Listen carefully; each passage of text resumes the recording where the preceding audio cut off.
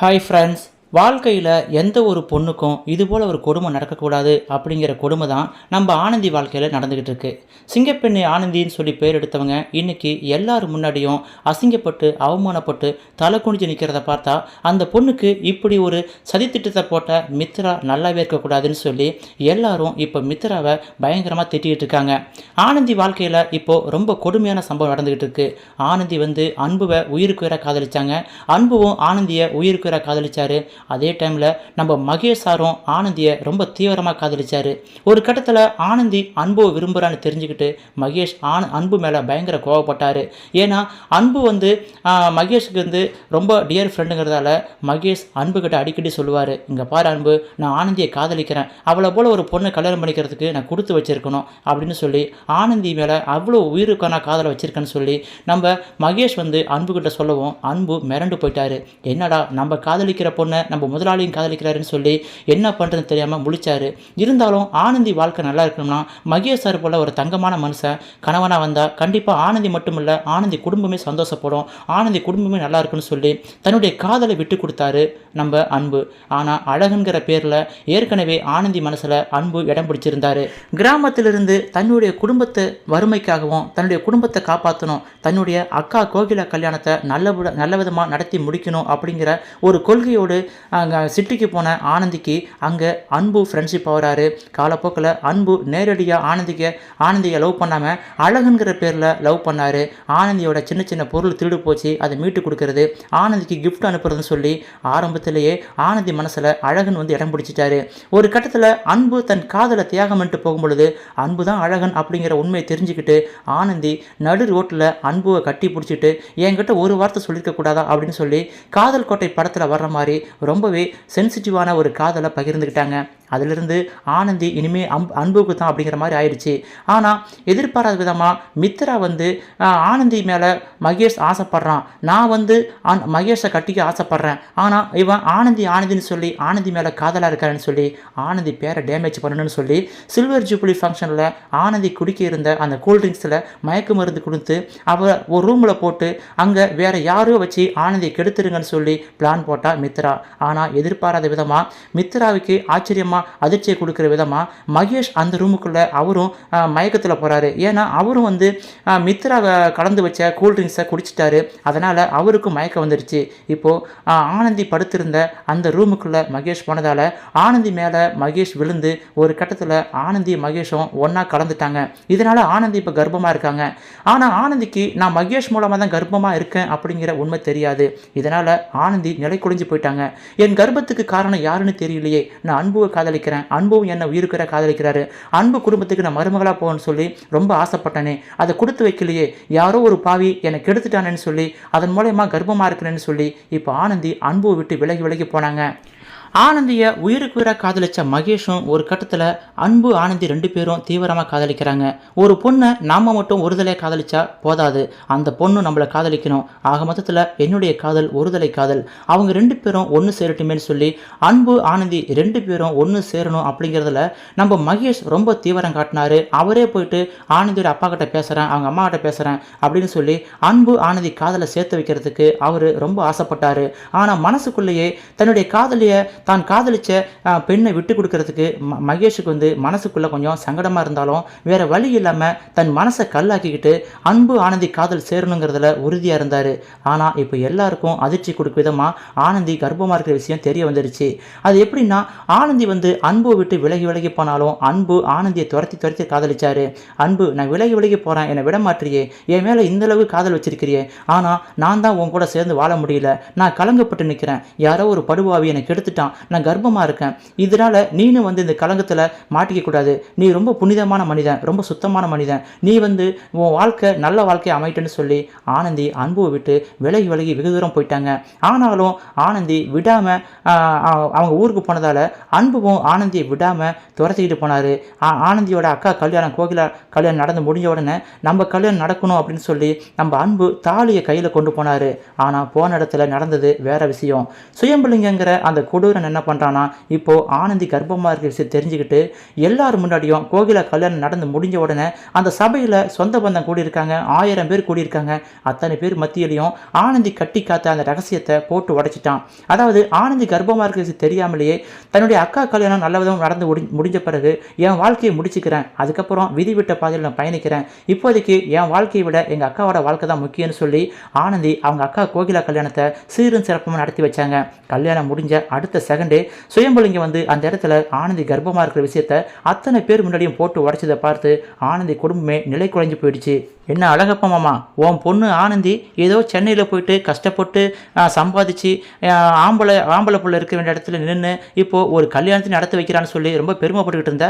ஆனால் உன் புள்ள சென்னைக்கு போயிட்டு உடலால் உழைச்சி மனதால் உழைச்சி அவள் வந்து பணத்தை மட்டும் கொண்டு வரல, அவள் வயிற்றில் ஒரு வாரிசை கொண்டு வந்திருக்கா. அதனால் இந்த கல்யாணம் நடக்கிறதுக்கு முன்னாடியே நீ ஒரு ஃபங்க்ஷனை வச்சுருக்கணுமே, ஆனந்திக்கு வளகாப்பு வச்சுருக்கணுமே சொல்லும் பொழுது அந்த இடத்துல எந்த ஒரு குடும்பத்துக்கும் எந்த ஒரு அப்பா அம்மாவுக்கும் நேரக்கூடாத ஒரு அசிங்கம் தான் இப்போ ஆனந்தி அப்பா அம்மாவுக்கு வந்திருக்கு.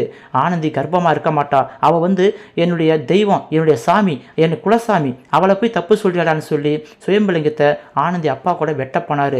ஆனால் ஆனந்தி தடுத்து நிறுத்தி அப்பா அவன் சொல்கிறது உண்மைதான்பான்னு சொல்லும் பொழுது ஆனந்தி அப்பா நிலை குறைஞ்சு போயிட்டாரு.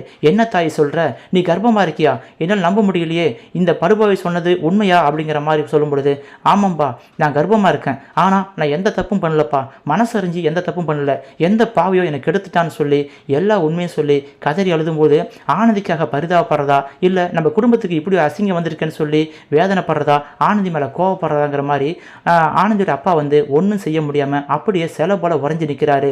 இதுக்கப்புறம் சம்மந்தி வீட்டுக்காரங்க கோகிலாவை என்ன சொல்லுவாங்க, ஏயா இப்படி ஒரு கேடுகட்ட குடும்பத்திலிருந்து ஒரு பொண்ணு எனக்கு எடுத்துருக்கணுமா, இந்த கல்யாணம் வேண்டாம், தாலி தானே கட்டியிருக்கான் அப்படின்னு சொல்லி தாலியை அறுத்துட்டு வாடான்னு சொல்கிற அளவுக்கு கூட சம்மந்தி வீட்டுக்காரங்க போயிடுவாங்களே, நான் என்ன பண்ண முடியும்னு சொல்லி 2 பொண்ணோட வாழ்க்கையும் கெட்டு போய் நிற்கிது அப்படின்னு சொல்லி ஆனந்தியோட ஒட்டுமொத்த குடும்பமும் இப்போ உறைஞ்சு போய் நிற்கிது. இந்த சந்தர்ப்பத்தை சரியாக பயன்படுத்திக்கிட்ட சுயம்புலிங்கம் கை கட்டி சிரிக்கிறான். ஏயா நீ ஊரில் பெரிய மனுஷன், இந்த ஊரில் ஏற்கனவே ஒரு பைத்தியக்கார பொண்ணு இது போல் கர்ப்பமாயிட்டா, அந்த கர்ப்பத்துக்கு காரணம் யாருன்னு தெரியல, ஆனால் அந்த பொண்ணுக்கு என்ன தண்டனை கொடுத்தோம், இந்த ஊரை விட்டு ஒதுக்கி வச்சோம்ல, அதே போல் உன் பொண்ணு வந்து இப்போ கல்யாணத்துக்கு முன்னாடி கர்ப்பமாகி நிற்கிறா, இவளுக்கு என்ன தண்டனை தர போறீங்க அப்படின்னு சொல்லி ஊருக்காரங்களை உசுப்பி விட்டுட்டு இருக்கான் சுயம்புலிங்கம்.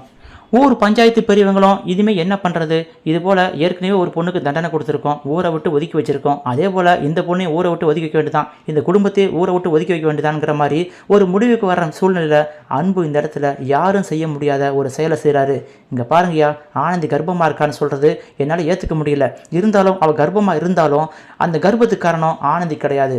ஆனந்தி மனசறிஞ்சு எந்த தப்பும் பண்ண மாட்டா, நான் உயிருக்கு உயிராக நேசித்த பொண்ணு எனக்கு துரோகம் பண்ண மாட்டா, அவளுக்கே தெரியாமல் கர்ப்பமாக இருக்கா, இதுக்கு அவ எப்படி பொறுப்பாக முடியும், நானும் ஆனந்தியும் சின்சியராக காதலிக்கிறோம், அவளும் என்னை காதலிக்கிறா, இந்த கோகிலா கல்யாணம் நடந்து முடிஞ்ச பிறகு எங்களுடைய கல்யாணத்தை பேசி முடிக்கலான்னு சொல்லி தான் நான் இந்த ஊருக்கே வந்தேன், இதோ எங்கள் அம்மாவும் வந்திருக்காங்க, ஆக மொத்தத்தில் ஆனந்தி தான் எனக்கு பொண்டாட்டி, அவள் கலங்கப்பட்டு நிற்கிறான்னு எப்படி சொல்லுவீங்க, அவள் ஒன்றும் கலங்கப்பட்டு நிற்கல, யாரோ அவளை கலங்கப்படுத்திருக்காங்க, அதுக்கு ஆனந்தி எப்படி பொறுப்பாக முடியும். இங்கே பாருங்கள் ஊருக்காரங்களே, உங்களுக்கு எல்லாத்துக்கும் ஒன்று சொல்லிக்கிறேன், நான் இப்போ சொல்கிறதான் ஆனந்தி எனக்கு தான் பொண்டாட்டி, அவள் கழுத்தில் நான் தான் தாலி கட்ட போகிறேன், அவள் கலங்கப்பட்டு நின்னாலும் அவள் பொறுப்பு இல்லை, அதனால் நான் ஆனந்தியை மனைவியை ஏற்றுக்கிறேன்னு சொல்லி அவர் சொல்லும் பொழுது எல்லாரும் அன்புவை பெருமையாக பார்க்குறாங்க.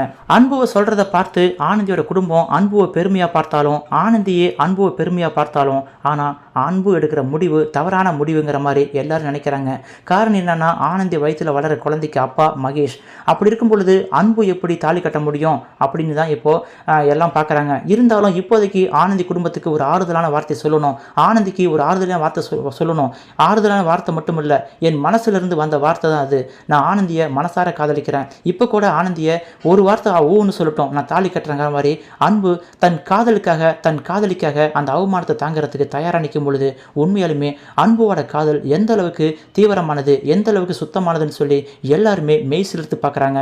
ஒருவேளை அன்பு இப்படி முடிவெடுத்தா அன்புவோட அம்மா லலிதாம்மா என்ன முடிவெடுப்பாங்க, அதெல்லாம் முடியாதுப்பா, நீ ஆனந்தியை ரொம்ப காதலிக்கிற அது உண்மைதான், அதே போல் ஆனந்தி உன்னை காதலிச்சா அவள் நம்ம வீட்டுக்கு மருமகளாக வரணும்னு சொல்லி நானும் ஆசைப்பட்டதான், ஆனால் இப்போ எப்படி பண்ண முடியும், ஆனந்தி வயிற்றில் குழந்தை வளர்ந்துக்கிட்டு இருக்கு, அந்த குழந்தைக்கு அப்பா யாருன்னு தெரியலங்கும் பொழுது நீ எப்படி தாலி கட்ட முடியும் அப்படின்னு சொல்லி அன்புவோட அம்மா லலிதாம்மா அன்போட முடிவுக்கு தடை போட்டாலும் போடலாம். ஏன்னா அவங்க தடை போடுறது ஒன்றும் அநியாயம் கிடையாது, அது நியாயமானது தான். எந்த ஒரு தாயும் தன் மகனை இப்படி கலங்கப்பட விட மாட்டாங்கன்னு சொல்லி அவங்க எடுக்கிற முடிவை பொறுத்து தான் இப்போது கதைத்தளத்தோட கதையை போக போகுது.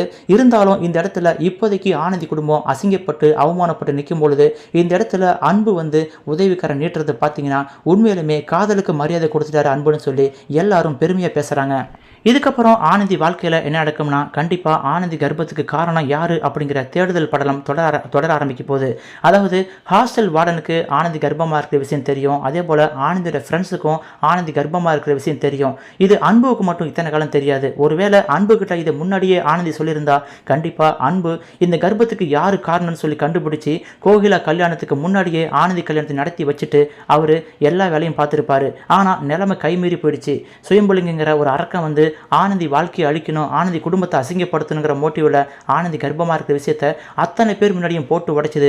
உண்மையாலுமே சுயம்புலிங்கத்தை மேலே எல்லாரும் பயங்கர கோபமாக இருக்காங்க. கண்டிப்பாக அன்பு ஆனந்தி கழுத்தில் தாலி கட்டுவாரா இல்லையான்னு நமக்கு தெரியாது. இருந்தாலும் டைரக்டர் இந்த விஷயத்தை சாதுரியமாக கையாண்டுட்டு போகிறாரு.